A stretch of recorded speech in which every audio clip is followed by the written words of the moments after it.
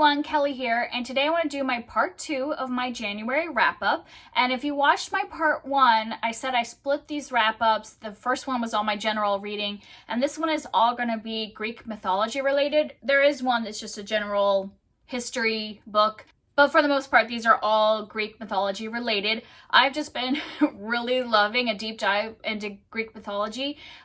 Just a little background, I always thought that I hated history, like in school. It was always my least favorite subject, and I think a lot of it was the way it was taught to me in my schooling, that it was a lot of like very dry like textbooks, not really stories, more just, like nonfiction textbooks, like with just memorizing of names and dates and like doing tests and all this stuff, and it wasn't like really coming alive or anything. So I never really understood, this love of history that some people have. And now I'm like super into learning more about history, and I'm glad that even though I'm, older now and not in school, that I'm getting this love of history. And my daughter, it is pretty much inspired by my daughter, because we started doing homeschooling and she has really gotten into history. And then the way we are doing it with these curriculums that we are following really involve a lot of storytelling and things like that. Like, obviously we do talk about names and dates, but not really, I never like quiz her on any of them, or we never really focus on those. We really focus on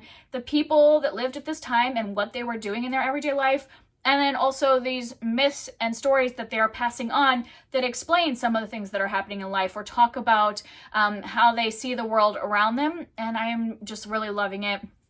And, the Greek mythology has so many adventure stories and stuff like that. So we've just had a blast. So some of these will be ones that I read with my daughter, and some of them will be like adult type things that I read by myself. So starting off, we just read a collection of Greek myths. This is the McElderry book of Greek myths, retold by Eric A. Kimmel and illustrated by Pep Montessarat. I don't know. I did not look up how to say his name. Sorry. And this one was really great. I really enjoyed this version of the stories. I'll show you some of the artwork. So you can see that there are full page illustrations, but then also as you go through the story, sometimes the illustrations cover both pages and things like that. But there's artwork on every page, which I really appreciate when I'm reading with my daughter, because I think that helps her really stay involved. Every single picture or every single page has a picture in it. And I really like the way these myths were retold, because they weren't as, graphic, obviously, as the original versions. So children can read them, and there's still going to be death, just so you know. I mean, obviously, Greek mythology is full of, monsters being slayed or people dying. So that's still in there, but it's definitely never visually graphic in any way or explained in a gratuitous kind of way. It is definitely on the level for kids to be able to read these.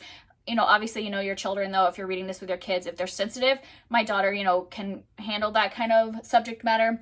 But yes, I just love them. Even as adults, I thought these were really well told and interesting.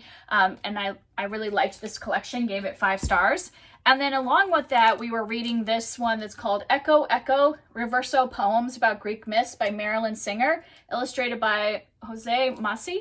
And this one is poems. And so as we would read the Greek myths, we would come in here and see the one that was about that Greek myth. So here's an example. This is Pandora and the box. And the way these work is that it's a reverse poem. So she goes through the poem in one direction, and then she reverses it and does it from, bottom to top, but, kind of changes up the way the phrasing it is a little bit, depending on whose point of view it's from. So like, I don't know if that's a good example of one where this one, Arachne and Athena, one poem going in one direction is from the point of view of Arachne, and the other one will be from the point of view of Athena. So it changes the way the poem is read by going in the reverse order and changing up punctuation and all that stuff, and makes it from a different person's point of view. This was really great companion if you want to see some poetry, and I thought this was a clever way to do poetry. She also has this version in fairy tales too, which I want to get because I just really enjoyed the way she did these poems, and I gave this one 4 stars. So those are 2 I did with my daughter. And I might as well go through and talk about the 2 other things I read with my daughter, and that was, we, as part of our like read along, so we read like a longer chapter book, we read these 2, they go together into one story. These are Tales from the Odyssey by Mary Pope Osborne, and she splits it into part 1 and part 2. And basically she's just going through the story of the Odyssey and putting it into children's language. This is the same author that does the Magic Treehouse books.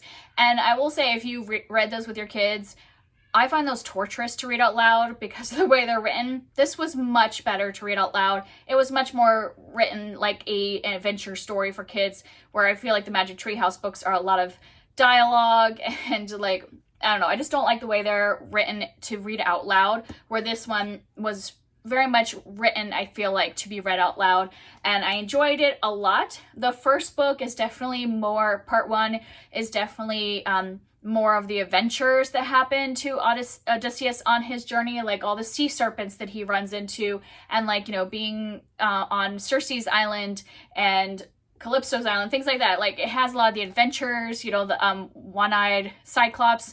And this one we had so much fun. Like, my daughter kept saying, let's read another. Like, we zoomed through this book. We were going to dedicate 3 weeks to it and read it in 3 days because she just couldn't stop reading it or listening to it. But the second book kind of, you know, isn't as much of the adventure. It's more of the story of Odysseus and his son and his wife, so Penelope and Telemachus and all that stuff. So it's much more slower moving, so we did take a little bit longer to read this one, but my daughter still loved it just as much, and I really enjoyed it. I gave these 4 stars as a collective because they are really one story just split up, and I can't say I would necessarily say that adults should just pick this up, because it is very simply written. So you might prefer something a little more sophisticated in a retelling, but I did really enjoy it. So I don't know, maybe if you just really don't want to read all of Homer's Odyssey and you just want to have like the main points and still be entertained, I think they would be fine for adults. But I feel like for me, the enjoyment was reading them with my daughter and us like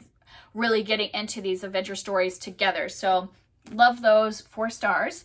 And then I think all of the rest of these are ones that I just read myself. So they're mostly adults, some are middle grade. But yeah, so I kind of split them into categories. So the first are ones that are kind of just that involve the Greek gods, but in modern setting. So first I have The Trials of Apollo by Riordan. The first book is called The Hidden Oracle. And this is, just so you know, in case you don't know about the whole, you know, world that he has created. This is actually drawn from the Percy Jackson series and the Heroes of Olympus series, which I didn't realize going into this. I luckily had read those series because in this book they actually go to Camp Half-Blood. They interact with characters from those other 2 series. This is taking place after events from those series and they talk about them. It was a little hard sometimes. I kind of got confused a few times because it has been so long since I've read those. So just keep that in mind. You probably will want to have read those other series before you read these, or not worry that you would be spoiled, because it will talk about events that happened and what happened to characters in past series. So knowing that background, in this we are following Apollo. Apollo is the god of music, poetry, and pandemic, or like sickness, health, things like that. So all of that is involved in this. Also archery. So he's the god of all of those things. And he got in trouble with Zeus. And so Zeus decided to take away his immortality and send him to Earth as a teenage boy. So he doesn't have any special powers. He is just a normal teenage boy, but his mind is Apollo's mind. So I thought that was actually a really interesting thing. I was like, is this going to annoy me to have Apollo be a teenage boy? But I really liked how he did the inner dialogue, because inside Apollo is this like arrogant god who's lived for, you know, millennia, and he's like, you know, everybody should worship me. I can do everything. I'm the best in the world. And then he's just a, you know, 16-year-old boy with acne on the outside. And so the world does not respond to him like that. And so I just thought that was really interesting. And so it gave Apollo the ability to have a character growth through this, because the way he is viewed on the outside and the way his body is able to handle the world. Obviously, he doesn't have like muscles and things like that, or the strength and abilities of a god. All that stuff, you know, counteracts with his mind. And I thought there was a good, you know, arc that came out of that. So I ended up really enjoying his character more than I thought I would. And I thought this was a fun adventure story, like the Percy Jackson books and the Heroes of Olympus. I was entertained throughout. There was lots of action. The characters were fun. So yeah, there was a lot of stuff that I really enjoyed about this. I think I will continue the series, but not right away. I think I'm going to wait until we study Rome to continue, because obviously the Romans had a lot of the same gods as the Greeks. So I think I'm going to wait until then and not continue the series right at this moment, so it'll be later this year, but I did really enjoy this. The audiobook was a lot of fun too. I kind of did half reading the book and half the audiobook, and I thought the audiobook was good. Oh, and I forgot to say that I gave The Trials of Apollo 4 stars. Everything in this video, I either gave 4 or 5 stars or left it unrated, so I had a great month for this. And then, so the next, I wanted to talk about Lovely War by Julie Berry. And this one, I thought this was just really kind of brilliant, the way she designed this book. I ended up giving it 4 stars and just really enjoyed my time. And probably the only reason I didn't get 5 stars was because it was really long and I got a little, a little bored in the middle there with the pacing. But for the most part, I loved the characters and the way, and the kind of the project she was doing with this. So what this is this is a story that revolves around some couples in World War I. So the men are both fighting in World War I, and they are in very different places in the war, like different ways that they are fighting and the struggles that they are going through, these 2 men, and then the women that they are falling in love with, who are also participating in the war effort and all that stuff. So you're kind of following two couples, 4 people, and how the war is affecting their life and how they're serving in the war and all that. But the background of this is that it is the Greek gods. So Aphrodite at the beginning is caught by her husband Hephaestus, is that how you say his name? I always forget. But yeah, he catches Aphrodite having an affair with Ares, another one of the gods. And so he puts his wife on trial, and kind of her way of defending her actions and talking about her place in the Greek pantheon, and how, she's often seen as unimportant because of it, just her being the god of love, and that's it. But she's trying to express why she does the things she does, and why, love is so complicated and all that stuff, by telling the story of these 2 couples. And so we going back and forth between, the real life war and love being developed between these characters and Aphrodite and the other gods in this trial. And I really thought that was interesting, the way she, put that together and made them go together. The Greek gods aren't necessarily a huge part of this book because the focus is on those couples, but I really liked the characters of the Greek gods and how they were represented and kind of the way they were used as the kind of like theme of the book. I also like the way she split this into, she made it kind of like a play. So there is like act 1, 2, 3, 4, whatever. I don't remember how many acts there were. And like the prologue is called the overture, and the epilogue is called exit music, and there's interludes in here. I think they're called entr'actes and stuff like that. So I like the way she split it up. I just thought this was a really cleverly written book. I'm not usually into war books, especially like World War I, World War II. They just don't interest me all that much. But because she did it in kind of a clever way of pulling the themes together through this Greek mythology, I found this really interesting and would recommend the audiobook because music plays a big part in this book, and there's actually music in the audiobook. All right, next I want to talk about kind of the 2 more like academic kind of books that I read, things that would give me kind of more of a background in the history of the time period. So the first one is just an overall history book, so it's not just focused on Greek mythology or anything, and that's Absolutely Everything, A History of Earth, Dinosaurs, Rulers, Robots, and Other Things Too Numerous to Mention by Christopher Lloyd. And I had wanted to read this at the beginning of the school year to kind of give me an overarching view of history before I started into teaching history to my daughter. And I just ended up doing it at the beginning of the year. But I'm glad I did read this, because that's exactly what this is. Obviously, even though it says absolutely everything, it can't be a history of detail or everything. But he basically is just giving you an overall picture of the flow of history from ancient history into the Middle Ages into modern. Also going back to like the Big Bang Theory and dinosaurs and all that kind of stuff. To just give an overview of where things fit in time, which was really helpful for me. This is definitely written more for like a middle grade audience, but I think adults can appreciate it because, like I said, if you're like me and always thought you hated history or something like that, and you want to get into reading more about history, but like, I don't remember anything about history from school because I was zoning out during most of it. This helped me get a foundation of knowing where we are in time. So when I am going through these civilizations we're learning in ancient history, I see where they fit in the timeline. And as I continue my own study of history, which I plan to do, I plan to continue studying history even as my daughter goes to public school or whatever. I now kind of have an overarching view. Also, this book has illustrations, so if you were going to use it for like homeschool or something, I could see this definitely being a good homeschool resource for older kids, or an older kid that just really enjoys, like upper elementary, middle grade kid that really enjoys history. This would be a good one to give to them because it has like artwork that goes along with each of the pages, has some artwork on it. And yeah, I just thought this was great as an overall, like I said, it's not going to give much detail at all about any one thing, but gives a good overall view if you want to kind of dive into history with your kids, or if you personally just feel like, I don't really understand how everything fits together in the timeline. My brain doesn't work like that on like a timeline. And so that was helpful for me as a background. And then the next book that I picked up that was kind of helping me to learn more about Greek mythology in general before I got into more specifics was Heroes by Stephen Fry. Back in December, I had read his book Mythos. These go together. Mythos is about like the Greek god and goddesses, the pantheon, and this is specifically about the heroes, some of the demigods, things like that. This one, unlike the other one, kind of focused on very certain people. So there was longer stories about certain people, where Mythos, I feel like, jumped around a lot because it had to talk about, the beginning of the world and each of the goddesses and gods and how they came to be and what kind of parts they played and stuff like that.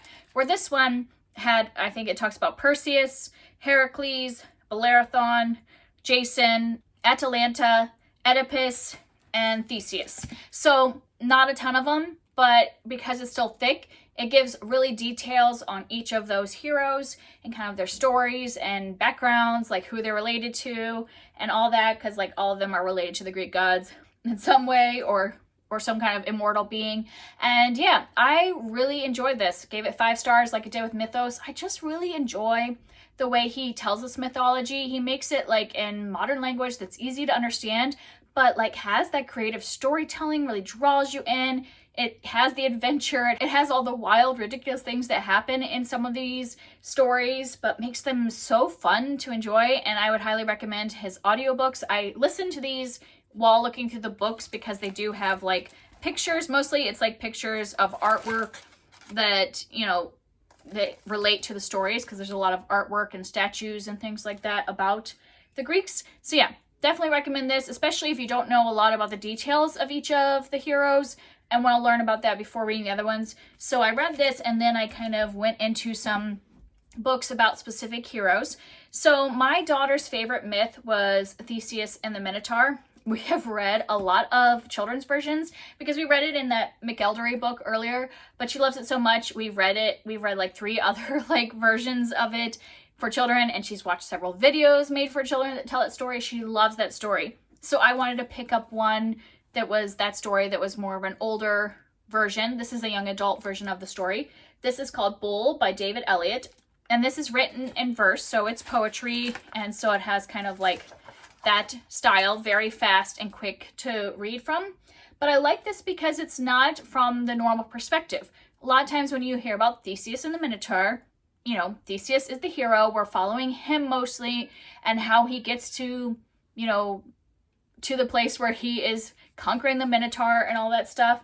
And this one is told from the point of view of several people, hardly any of which are Theseus. I think Theseus only has like a couple little spots in here. Mostly it's told from the point of view of the Minotaur, who is named Asterion, his mother Pasiphae, his sister Ariadne, Daedalus, who is the one who created the labyrinth where the Minotaur is trapped, and also from King Minos, who is, the tyrant king, who is the one that is capturing all of the Athenians and sending them to their death in the labyrinth with the Minotaur. So it's from all those different perspectives. I love the way that David Elliott, he talks about in his author's note, how he wanted each person's point of view to come from a different form of poetry. So you'll notice that, and I didn't like specifically call that out like until I read the author's note, but I could tell that each of them were written in a different style. And I was like, wow, that's like genius. So each of them definitely have like a specific way of telling their story through poetry. I did not rate it though. I couldn't figure out how to rate it because it's definitely written for a teen audience, in my opinion. This is something I would absolutely give to a teenager who might be reluctant about learning about history, or maybe thinks that the Greek myths are all from like stuffy old white dudes.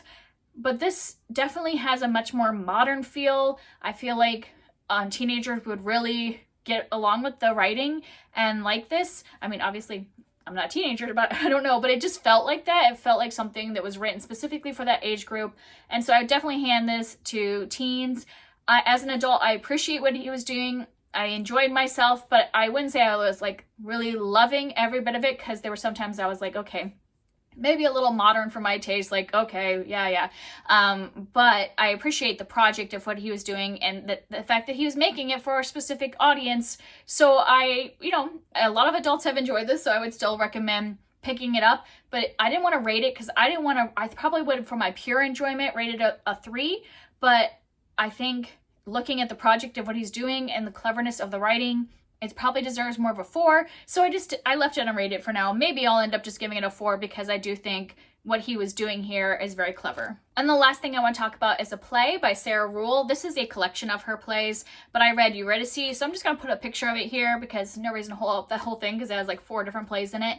But Eurydice is a retelling of Orpheus and Eurydice, who, if you don't know, it's a very heartbreaking story, so I won't go into the details in case you don't know the myth. I had read this originally I think it was in Mythos, that book collection by Stephen Fry, and when I read the original myth that he wrote, I was like, my heart was just hurting. And I don't think I had ever heard the whole story. I just known like bits and pieces of it just from, I actually had seen this play before, so I knew bits and pieces about the story.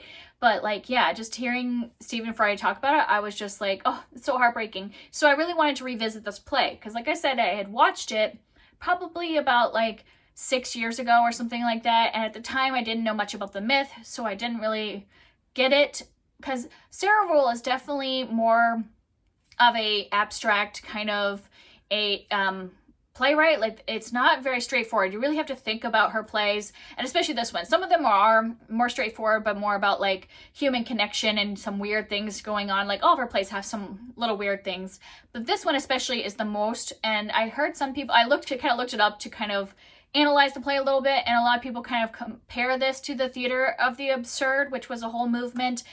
So yeah, it definitely has some absurd things about it.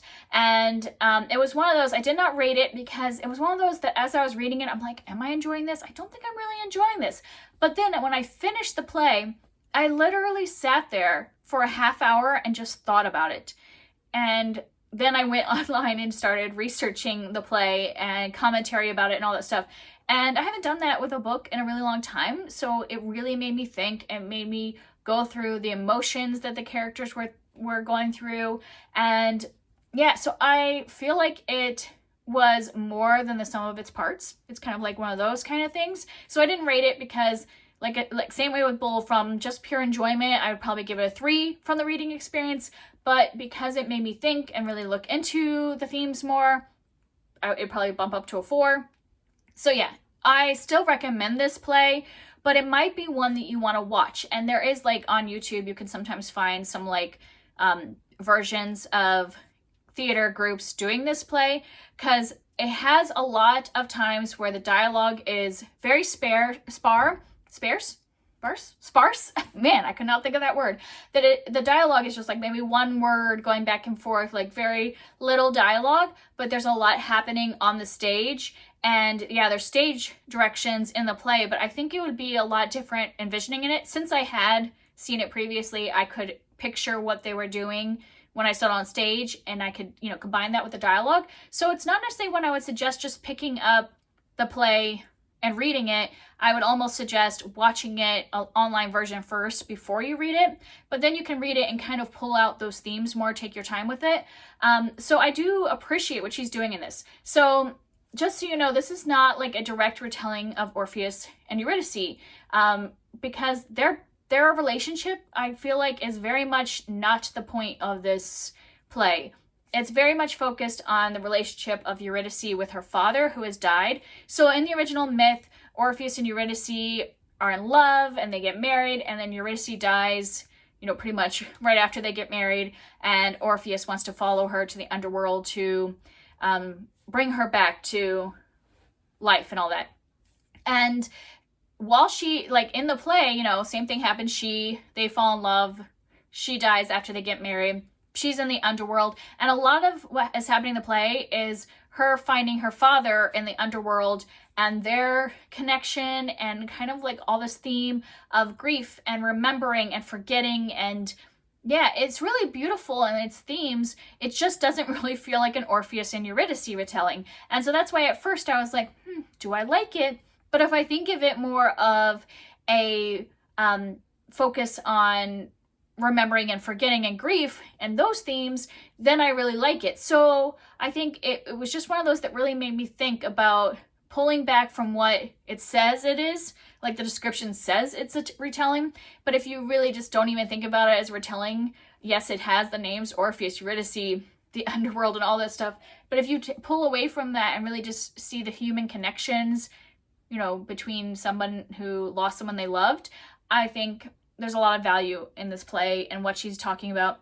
And in her author's note, or playwright's note, she talks about how she wrote this play right after her own father had died and kind of dealing with her own grief. And you can see that, you know, throughout the play. And I think that knowing that really contributes to why it has such an absurd feeling, that, you know, in grief, you maybe don't have a very linear or cohesive view of the world. And so I really appreciated knowing that while I was reading it. So that's it. I don't know if that makes you want to like actually read it or watch it, but yeah, I had very complicated feelings, ended up appreciating it overall, would probably watch it again now that I've read it and thought about it more. So yeah, those are all of the Greek mythology related things that I read in the month of January. Loved pretty much everything I read, or really enjoyed and appreciated everything I read. So there was nothing I didn't like or didn't think was worth the read. So that's it for me. If you've read any of these things, or if you have more mythology-based stories you want to let me know. I'm reading mythology from a lot of different civilizations, so any mythology that you've read that you've really enjoyed, let me know down below, and I'll see you next time. Bye.